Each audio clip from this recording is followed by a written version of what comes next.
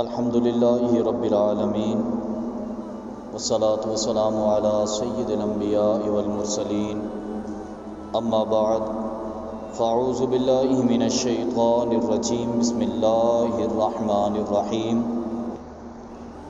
قال اللہ تبارک و تعالی فی الکلام المجید والفرقان الحمید محمد الرسول اللہ صدق اللہ العظیم و صدق رسولہ النبی الکریم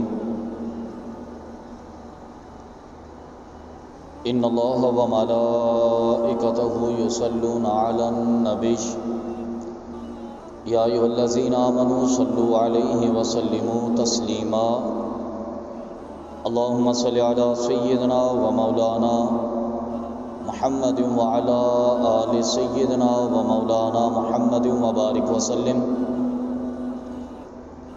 بے پایا حمد و ثنا خالق لم یزل اللہ رب العالمین جل جلالہ کی بعد ازاں کروڑوں درود و سلام محسن انسانیت سرور انبیاء تاجدار مدینہ حضور سیدنا آقا علیہ الصلوۃ والسلام کی ذات اقدس پر کہ جن کے وسیلہ جلیلہ سے اللہ تعالیٰ نے یہ دین متین عطا فرمایا۔ قرآن مجید فرقان حمید کی 26ویں سپارے میں موجود سورہ فتح کے آخری آیات میں سے ایک آیت مبارکہ کا کچھ حصہ آپ کے گوش گزار کیا۔ دعا ہے کہ خالق کائنات اس کے تحت حق اور سچ بیان کرنے کی توفیق عطا فرمائے۔ نبی کریم صلی اللہ علیہ وسلم کے حوالے سے اللہ رب العالمین نے ارشاد فرمایا، محمد الرسول اللہ، محمد صلی اللہ علیہ وسلم اللہ کے رسول ہیں۔ ہماری آج کی گفتگو کا مرکز لفظ محمد ہوگا، آقا علیہ الصلوۃ والسلام کی ذات اقدس، اور یہ لفظ ہمارے کلمہ طیبہ کے اندر نبی کریم صلی اللہ علیہ وسلم کی نبوت کی شہادت پیش کرنے کے لیے بھی استعمال ہوا۔ فرمایا کہ لا الہ الا اللہ محمد الرسول اللہ، لا الہ الا اللہ یہ اللہ رب العالمین کی توحید کے لیے استعمال ہوا، محمد الرسول اللہ نبی کریم صلی اللہ علیہ وسلم کی نبوت کے لیے استعمال ہوا۔ پھر اللہ رب العالمین نے قرآن مجید فرقان حمید میں آقا علیہ الصلوۃ والسلام کو بہت سارے مقامات پر بہت سارے دوسرے القابات کے ساتھ مخاطب کیا۔ کبھی فرمایا کہ یا ایھا المدثر، پھر فرمایا کہ یا ایھا المزمل، یا ایھا النبی، یا ایھا الرسول، اسی طرح اور بھی بہت سارے الفاظ سے مخاطب کیا۔ یہاں پر فرمایا کہ محمد الرسول اللہ، لفظ محمد نبی کریم صلی اللہ علیہ وسلم کے اسماء گرامی میں سے ایک اسم ہے۔ جس طرح لفظ اللہ، اللہ رب العالمین کے اسماء گرامی میں سے ایک اسم ہے۔ مفسرین، محققین اور علماء نے اس بات کی تصریح فرمائی کہ اللہ رب العالمین جل جلالہ کے جتنے اسماء الحسنی ہیں، کثیر تعداد میں اسماء الحسنی ہیں، ان میں سے چند کو اللہ رب العالمین نے قرآن پاک میں بیان کیا، اور معروف اسماء الحسنی جو ہیں وہ 99 کی تعداد جو آپ کے سامنے بیان کی گئی۔ اللہ رب العالمین جل جلالہ نے قرآن پاک میں اس کے لیے ارشاد فرمایا کہ وَلِلَّهِ الْأَسْمَاءُ الْحُسْنَى فَادْعُوا بِهَا، کہ اللہ رب العالمین کے اسماء حسنی ہیں، خوبصورت نام ہیں، اللہ کو جب مخاطب کرو تو ان اسماء کے ساتھ مخاطب کرو۔ اللہ رب العالمین کے لا تعداد اسماء الحسنی میں سے ایک اسم جسے اس میں جلالت کہتے ہیں وہ لفظ اللہ ہے، اور اسی طرح نبی کریم صلی اللہ علیہ وسلم کے لا تعداد اسماء ہیں، اور ان لا تعداد میں سے ایک لفظ محمد ہے۔ جیسے لفظ اللہ رب العالمین کے ذاتی اسماء میں آتا ہے، تو اسی طرح لفظ محمد نبی کریم صلی اللہ علیہ وسلم کے ذاتی اسماء میں آتا ہے، اور یہ آقا علیہ الصلوۃ والسلام کا آسمانی نام ہے۔ آسمانوں پر حضور کو اسی سے مخاطب کیا جاتا ہے۔ اللہ رب العالمین جل جلالہ کے اسماء کی طرح نبی کریم صلی اللہ علیہ وسلم کے اسماء بھی ہیں۔ اللہ رب العالمین جل جلالہ نے نبی کریم صلی اللہ علیہ وسلم کے اسماء کو اپنے اسماء کا مظہر اور عکس رکھا۔ نبی کریم صلی اللہ علیہ وسلم کی ذات اقدس اللہ رب العالمین کے اسماء کا مظہر ہے، اللہ رب العالمین کے کمالات کا، اللہ رب العالمین کے جمالات کا مظہر ہے۔ اللہ رب العالمین کی ذات اقدس کا مظہر بنا کر نبی کریم صلی اللہ علیہ وسلم کو مبعوث فرمایا گیا۔ اب ذرا اس بات کی طرف بھی دیکھ لیجئے کہ مظہر آقا علیہ الصلوۃ والسلام ہیں، اور اس میں ظاہر ہونے والا اللہ رب العالمین کے اسماء اور کمالات ہیں۔ مظہر نبی کریم صلی اللہ علیہ وسلم کی ذات ہیں۔ اب ظاہر اور مظہر، یہ ذرا تعریف کے حوالے سے، ڈیفینیشن کے حوالے سے ذرا غور کر لیجئے گا کہ مظہر کسے کہتے ہیں۔ اگر یہ چیز آپ کو سمجھ میں آ گئی تو یقیناً اگلی جو پوری گفتگو ہوگی وہ آپ کو سمجھ میں آ جائے گی۔ اس کی طرف توجہ رہے کہ مظہر کہتے کسے ہیں۔ مظہر اسے کہتے ہیں جس کے اندر کسی اور ذات کو ظاہر کیا جائے۔ مظہر وہ ہوتا ہے جس کے اندر کسی اور ذات کو ظاہر کیا جائے۔ اب میرا جملہ دیکھیں، میں نے عرض کیا تھا کہ نبی کریم صلی اللہ علیہ وسلم مظہر ہے، اور اس میں ظاہر ہونے والی ذات اللہ رب العالمین کی ہے۔ رسول اللہ کیا ہے؟ مظہر، اور ظاہر ہونے والی ہستی کون سی ہے؟ اللہ رب العالمین جل جلالہ کی۔ ظاہر اور مظہر کی مثال اب یوں سمجھ لیجئے کہ ایک آئینہ ہے، آئینے کے سامنے کسی کو بھی کیا جائے وہ آئینے کے اندر ظاہر ہوتا ہے، آئینے کے اندر وہ ظاہر ہوتا ہے۔ اب دیکھیں مثلا آئینہ اگر میں نے اٹھا کے اپنے سامنے کیا تو آئینے کے اندر صورت کس کی ظاہر ہوگی؟ میری صورت ظاہر ہوگی۔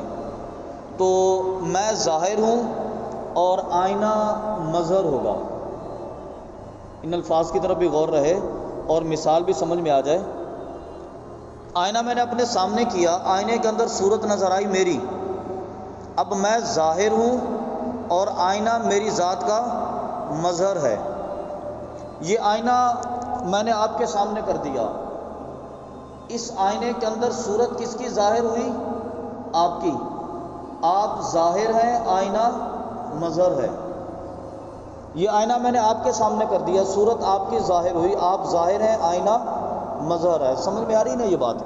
اس آئینے کے سامنے اگر مائک کو کر دیا جائے تو آئینہ پھر بھی مظہر اور یہ ظاہر۔ اس آئینے کو سورج کے سامنے کر دیا جائے تو سورج اس آئینے کے اندر ظاہر ہوگا، سورج اس آئینے کے اندر ظاہر ہوگا اور یہ آئینہ کیا ہوگا؟ مظہر ہوگا۔ اسی طرح آپ دنیا کی اور مثالیں لے لیں، پھول کو اس کے سامنے کر دیا، کسی بلڈنگ کو اس کے سامنے کر دیا، کسی گاڑی کو اس کے سامنے کر دیا، کسی شخصیت کو اس کے سامنے کر دیا، کسی خوبصورت منظر کو اس کے سامنے کر دیا، تو ان تمام صورتوں میں آئینہ کیا ہوگا؟ مظہر ہوگا، اور وہ چیز جو اس کے اندر ظاہر ہوگی وہ ظاہر ہوگی۔ اللہ رب العالمین جل جلالہ نے، میں بلا تمثیل عرض کر رہا ہوں، اللہ رب العالمین جل جلالہ نے نبی کریم صلی اللہ علیہ وسلم کو اپنے اوصاف کا مظہر بنا کے بھیجا۔ اب آقا علیہ الصلوۃ والسلام کی ذات اقدس کے اندر، کیونکہ آقا علیہ الصلوۃ والسلام اب آئینہ ہو گئے، آقا علیہ الصلوۃ والسلام کی ذات مبارکہ کیا ہو گئی؟ آئینہ ہو گئی اللہ رب العالمین کے اسماء کی۔ اب آقا علیہ الصلوۃ والسلام کی ذات کے اندر جو بھی ظاہر ہوگا وہ اللہ کی ذات سے تعلق رکھتا ہوگا۔ اور آقا علیہ الصلوۃ والسلام کی ذات مبارکہ کیا ہوگی؟ مظہر ہوگی۔ اللہ رب العالمین نے نبی کریم صلی اللہ علیہ وسلم کو اپنا مظہر بنا کر بھیجا۔ اب ہمارے دنیا کے مظاہر اور رسول اللہ کے مظہر ہونے کے اندر یہ فرق ہے، یہ ذہن میں رہے کہ دنیا کے جو مظاہر ہیں نا، یہ میں ایک مثال آئینے کی دی آپ کے سامنے، کوئی اور بھی چیز ہو سکتی ہے۔ دنیا کے مظاہر کے رخ بدلتے رہتے ہیں، دنیا کے جو مظاہر ہیں ان کے رخ بدلتے رہتے ہیں۔ آج یہ آئینہ میرے سامنے ہے، اس کا مظہر میری ذات ہے، اس کا رخ میں نے بدل کے آپ کی طرف کر دیا، اس کے اندر مظہر آپ کی ذات ہو گئی، اس کا رخ بدل کے میں نے آپ کی طرف کر دیا، اس کے اندر مظہر آپ کی ذات ہوگی، رخ بدل کے پھول کی طرف کر دیا، اس کا رخ بدل کے آسمان کی طرف کر دیا، رخ بدل کے سورج کی طرف کر دیا، ستارے کی طرف کر دیا، چاند کی طرف کر دیا۔ رخ بدلتے رہتے ہیں دنیا کے مظاہر کے، دنیا کے مظاہر کے رخ بدلتے رہتے ہیں، کسی بھی طرف ہو سکتا ہے، اور جس طرف رخ ہوگا وہ چیز اس کے اندر ظاہر ہوگی۔ نبی کریم صلی اللہ علیہ وسلم کی ذات مبارکہ کا رخ نہیں بدلتا، نبی کریم صلی اللہ علیہ وسلم کی ذات کا رخ نہیں بدلتا۔ آقا علیہ الصلوۃ والسلام کی ذات میں جب بھی نظر آئے گا خدا کا جلوہ نظر آئے گا، رسول اللہ کی ذات میں جب بھی نظر آئے گا خدا کا کمال نظر آئے گا، رسول اللہ کی ذات میں جب بھی نظر آئے گا خدا کا جمال نظر آئے گا، اور رسول اللہ کی ذات میں جب بھی نظر آئے گا خدا کا جلال نظر آئے گا، کیونکہ ہمارے آقا اللہ رب العالمین کی ذات کے مظہر ہیں۔ اللہ ظاہر ہوتا ہے تو رسول اللہ کے اسماء کے اندر، اللہ ظاہر ہوتا ہے تو رسول اللہ کی ذات کے اندر۔ اب یہ چیز سمجھ میں آ گئی، مظہر اور ظاہر کی بات یقیناً سمجھ میں آ گئی۔ اب اندازہ فرمائیے کہ جس نے رسول اللہ کو دیکھا، یہ بات آخری بات ہے اور بڑی خوبصورت بات ہے، یہ پوری جو پیچھے گفتگو ہوئی ہے نا اس کا نقطہ ہے مین۔ جس نے رسول اللہ کی ذات کو دیکھا، آقا علیہ الصلوۃ والسلام کے جمال پر جس پر نظر پڑی تو گویا کہ اس کی آنکھوں نے دیکھا رسول اللہ کا جمال، لیکن رسول اللہ کے جمال میں اس کو اللہ کا جمال نظر آیا۔ اب جس کی نظر رسول اللہ کے کمال پر پڑی، دیکھا رسول اللہ کا کمال لیکن اس کے اندر اللہ کا کمال نظر آیا۔ نظر اس کی پڑی رسول اللہ کی ذات پر، اور رسول اللہ کی ذات کے اندر اس نے اللہ کی ذات کو دیکھا۔ سرکار نے اس لیے تو ارشاد فرمایا کہ من رآنی فقد رأى الحق، جس نے مجھے دیکھا اس نے حق کو دیکھا۔ من رآنی فقد رأى الحق، جس نے مجھے دیکھا اس نے حق کو دیکھا۔ کیوں؟ اس لیے کہ تم نے دیکھا تو رسول اللہ کی ذات کو تھا، لیکن نظر تمہاری اللہ کے جلووں پر گئی تھی۔ دیکھا تم نے رسول اللہ کے کمال کو تھا، نظر اللہ کے کمالات پر گئی تھی۔ دیکھا رسول اللہ کی طاقت کو تھا، لیکن اس کے اندر نظر اللہ کی قدرت آئی تھی۔ دیکھا رسول اللہ کی ذات کو تھا، نظر اس کے اندر اللہ کی ذات آئی تھی۔ کمال یہ تھا۔ اور پھر حضرت ابوبکر صدیق رضی اللہ تعالیٰ عنہ نبی کریم صلی اللہ علیہ وسلم کی بارگاہ میں حاضر ہوتے ہیں اور عرض کرتے ہیں کہ یا رسول اللہ صلی اللہ علیہ وسلم، خدا کی قسم آپ سے زیادہ حسین مکھڑا میں نے آج تک نہیں دیکھا۔ آقا علیہ السلام نے فرمایا کہ صدقتا، سچ کہا ہے تو نے۔ تھوڑی دیر گزری، وہی محفل، وہی مجلس، وہی صحابہ، وہی میٹنگ۔ آقا علیہ الصلوۃ والسلام کی بارگاہ میں صحابہ کرام کا وہی جمع غفیر تھا، ابو جہل آ گیا۔ اس نے آقا علیہ الصلوۃ والسلام کو دیکھا اور اس نے کیا کہا؟ نقل کفر نباشد، اللہ اسے گستاخی سے محفوظ رکھے، لیکن اس نے حضور کو دیکھا اور کہا کہ اے محمد، آپ سے زیادہ بد صورت میں نے آج تک نہیں دیکھا۔ سرکار نے فرمایا صدقتا، سچ کہا تو نے۔ صحابہ کرام حیران ہو گئے کہ یا رسول اللہ یہ کیا بات ہو گئی، مسئلہ سمجھ میں نہیں آ رہا حضور، یہ کیسی بات ہو گئی؟ ابو بکر کہتا ہے کہ خدا کی قسم آپ سے زیادہ حسین چہرہ میں نے آج تک نہیں دیکھا۔ آپ فرماتے ہیں کہ ابو بکر تو بھی سچا ہے، اور ابو جہل کہتا ہے کہ آپ سے زیادہ بدصورت چہرہ میں نے نہیں دیکھا۔ آپ نے فرمایا کہ ابو جہل تو بھی سچا ہے۔ ایک ہی وقت میں دونوں کیسے سچے ہو گئے؟ آقا علیہ السلام نے فرمایا کہ میں تو آئینہ ہوں۔ حضور نے فرمایا کہ میں آئینہ ہوں اور میرے اندر ہر کسی کو اپنی شکل نظر آتی ہے۔ ابو جہل دنیا کا سب سے زیادہ خوبصورت تھا، ابو جہل نے مجھے دیکھا اور اس کے اندر سب سے زیادہ خوبصورت شخصیت نظر آئی، اور ابو جہل دنیا کا سب سے بدتر آدمی تھا، ابو جہل نے جب مجھے دیکھا تو اس کے اندر سب سے بدتر شخصیت نظر آئی۔ یہ تو ابو بکر صدیق کا اپنا کمال ہے اور ابو جہل کا اپنی جہالت ہے۔ فرمایا کہ میری مثال آئینے کی طرح ہے، میری مثال تو آئینے کی طرح ہے۔ اس لیے آقا علیہ السلام نے فرمایا کہ من رآنی فقد رأى الحق، جس نے مجھے دیکھا اس نے حق دیکھا۔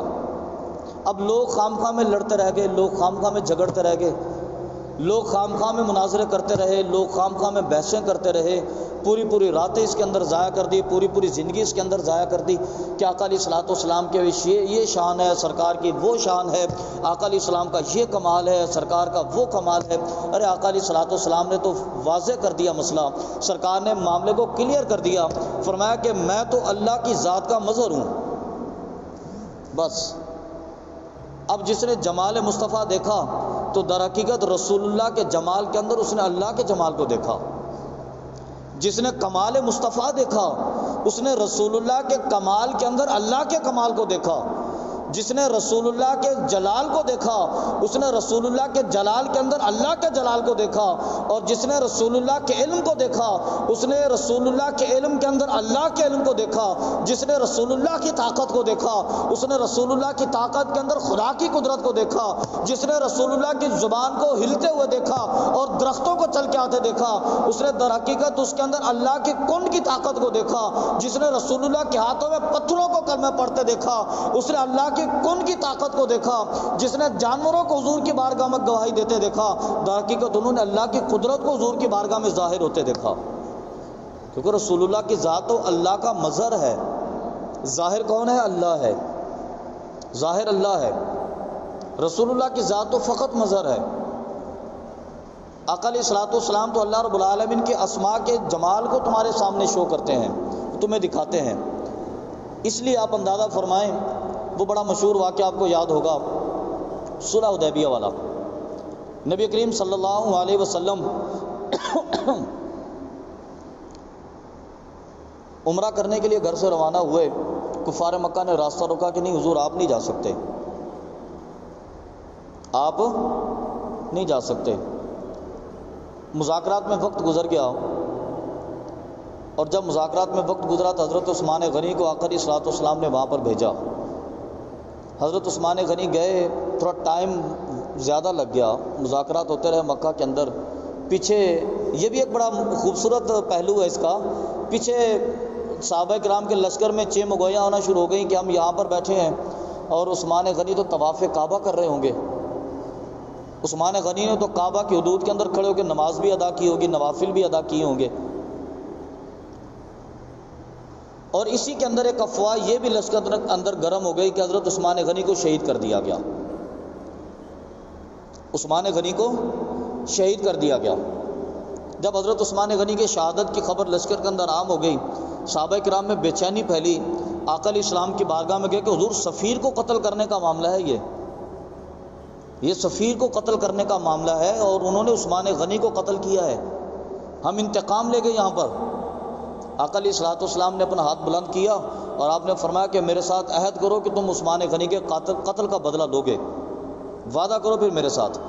آقا علیہ الصلوۃ والسلام نے ہاتھ رکھا، ابو بکر صدیق نے حضور کے ہاتھ پر ہاتھ رکھ دیا، فاروق اعظم نے حضور کے ہاتھ پر ہاتھ رکھ دیا، مولا کائنات نے حضور کے ہاتھ پر ہاتھ رکھ دیا، حضرت عبداللہ ابن مسعود نے ہاتھ رکھ دیا، خالد بن ولید نے ہاتھ رکھ دیا، حضرت عمر بن عاص نے ہاتھ رکھ دیا، ابو ہریرہ نے ہاتھ رکھ دیا، حضرت طلحہ نے ہاتھ رکھ دیا، حضرت حنظلہ نے ہاتھ رکھ دیا، حضرت صفوان نے، سارے صحابہ کرام نے حضور کے ہاتھ پر ہاتھ رکھے، اور آخر میں آقا علیہ الصلوۃ والسلام نے سب سے اوپر اپنا دوسرا ہاتھ رکھا۔ حضور کا ہاتھ تھا، صحابہ کرام کے ہاتھ تھے، اور اس کے بعد سب سے اوپر آقا علیہ الصلوۃ والسلام نے اپنا ہاتھ رکھا، حضور یہ ہاتھ۔ آقا علیہ السلام نے فرمایا کہ میں عثمان کی طرف سے بھی عہد کرتا ہوں کہ میں قتل کا بدلہ لیے بغیر نہیں جاؤں گا، میں عثمان کی طرف سے بھی عہد کرتا ہوں۔ اب اس کی باقی معروضات کو چھوڑ کر اب یہ دیکھیے کہ اللہ رب العالمین نے جب یہ سارے وعدے ہو گئے، ایک تو اللہ رب العالمین نے فرمایا کہ لقد رضی اللہ عن المؤمنین اذ یبایعونک تحت الشجرۃ فعلم ما فی قلوبہم، فرمایا کہ اللہ رب العالمین ان مومنین سے راضی ہو گیا جب انہوں نے ایک درخت کے نیچے کھڑے ہو کر آپ کی بیعت کی تھی، اور اللہ رب العالمین ان کے دلوں میں جو بھی تھا وہ بھی جانتا تھا، اور رسول اللہ بھی جانتے تھے کہ حضرت عثمان کو شہید نہیں کیا گیا، رسول اللہ جانتے تھے، اگر نہ جانتے ہوتے تو سب سے اوپر ہاتھ کیوں رکھتے؟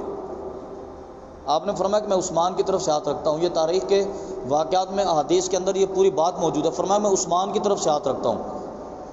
آقا جانتے تھے، لیکن سرکار نے ان سے بیعت لی اور اس بیعت کو باقاعدہ تحریر کیا گیا، اس لیے کہ اللہ رب العالمین اس کے جواب میں جو فضیلت دینے والا تھا سرکار وہ بھی جانتے تھے. لقد رضی اللہ عن المؤمنین، فرمایا کہ اللہ ان سے راضی ہو گیا ہے. اللہ رب العالمین نے اس مقام پر فرمایا کہ ید اللہ فوق ایدیہم، فرمایا کہ حبیب سب سے اوپر اللہ کا ہاتھ ہے. یہ قرآن پاک کی آیت مبارکہ ہے، اس کا تو انکار نہیں ہو سکتا. ید اللہ فوق ایدیہم. اب ذرا تحریر کو ترتیب کو دیکھیے.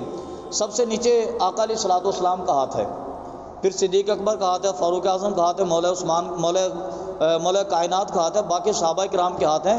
ان سارے ہاتھوں کے اوپر ہاتھ کس کا ہے؟ کس کا ہاتھ ہے؟ رسول اللہ کا. سب سے نیچے بھی حضور کا ہاتھ ہے، سب سے اوپر بھی رسول اللہ کا. نہیں اللہ فرماتے ہیں نہیں حبیب سب سے اوپر آپ کا ہاتھ نہیں ہے. ید اللہ فوق ایدیہم، اوپر تو اللہ کا ہاتھ ہے. ید اللہ فوق ایدیہم، فرمایا کہ نہیں اوپر آپ کا ہاتھ نہیں ہے، اوپر اللہ کا ہاتھ ہے. تو گویا کہ نبی کریم صلی اللہ علیہ وسلم اللہ کی ذات کا مظہر تھے. یہاں پر ہاتھ رسول اللہ کا تھا، طاقت اس کے اندر اللہ رب العالمین کی تھی. ہاتھ رسول اللہ کا تھا، اس کے اندر قدرت اللہ رب العالمین کی تھی. اس لیے فرمایا کہ ید اللہ فوق ایدیہم، اے حبیب سب سے اوپر اللہ کا ہاتھ ہے، وہ رسول اللہ کا ہاتھ ہے. فرمایا کہ آپ کا ہاتھ ہے. اور پھر جب ایک اور مقام پر پتھر مارنے کی باری آئی، شیطان کو پتھر مارے گئے، تو اللہ رب العالمین جل جلالہ نے آقا علیہ الصلوۃ والسلام نے بھی پتھر مارے. اور پتھر مارنے کے بعد اللہ رب العالمین نے قرآن پاک کی آیت مبارکہ نازل کی. فرمایا کہ وما رمیت اذ رمیت، اے حبیب جب آپ پتھر مار رہے تھے نا تو وہ آپ نہیں مار رہے تھے. بھی ہم نے دیکھا ہے کہ حضور پتھر مار رہے تھے، سرکار نے پتھر مارے ہیں شیطان کو دوران حج. صحابہ کرام نے دیکھا، پوری خلقت نے 1,24,000 سے زیادہ صحابہ کرام کا جمع غفیر تھا. اللہ فرماتا ہے کہ وما رمیت اذ رمیت، ابو جب آپ مار رہے تھے نا تو وہ آپ نہیں مار رہے تھے. ولکن اللہ رما، فرمایا کہ وہ اللہ مار رہا تھا. یہ بھی قرآن پاک میں اللہ رب العالمین نے بتا دیا. یہ بھی در حقیقت مسئلہ یہ تھا کہ وہ ہاتھ رسول اللہ کے تھے، اس کے اندر قوت اور طاقت کا جو مظہر تھا وہ اللہ کی ذات سے تھا. رسول اللہ تو مظہر تھے، اس کے اندر طاقت خدا کی ظاہر ہوئی. تو اس لیے اللہ رب العالمین جل جلالہ نے نبی کریم صلی اللہ علیہ وسلم کو اپنی ذات مبارکہ کا مظہر بنا کر روانہ کر دیا. آقا علیہ الصلوۃ والسلام اللہ کی ذات کا مظہر ہیں. اب آقا علیہ الصلوۃ والسلام کی طرف جو دیکھے گا چہرہ سرکار کا دیکھے گا، لیکن جمال اس کے اندر خدا کا نظر آئے گا. آقا علیہ الصلوۃ والسلام کی طرف دیکھے گا، جلال حضور کا نہ دیکھے گا لیکن نظر خدا کا جلال آئے گا. وہ دیکھے گا حضور کی طرف، کمال حضور کا نظر آئے گا لیکن در حقیقت وہ کمال اللہ کا ہوگا.